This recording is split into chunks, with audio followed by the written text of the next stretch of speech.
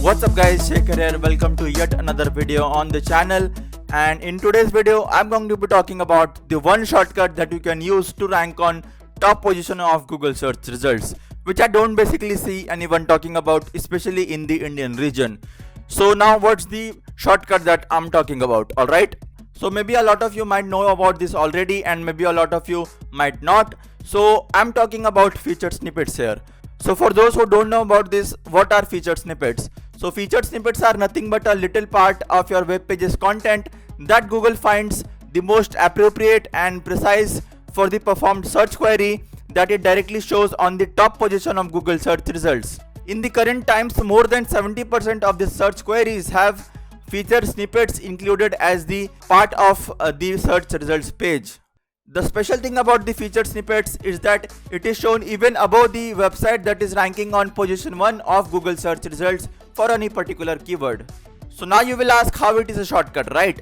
So let me tell you that Google does not look for any traditional ranking factors such as backlinks or authority of your website or the age of your domain to rank in featured snippets.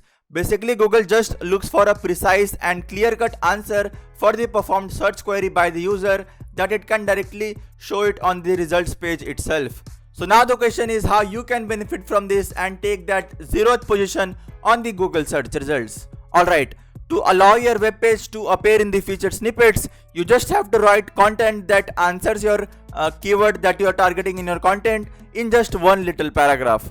Now there are multiple content formats that can appear in the featured snippets, which are images and videos, a list content, or a step-by-step tutorial, or even a little paragraph that answers the search query.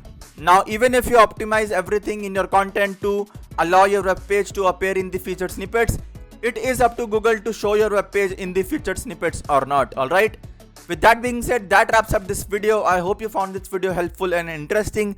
If you did, make sure to drop a like and subscribe to the channel if you haven't already, and I will see you in the next one.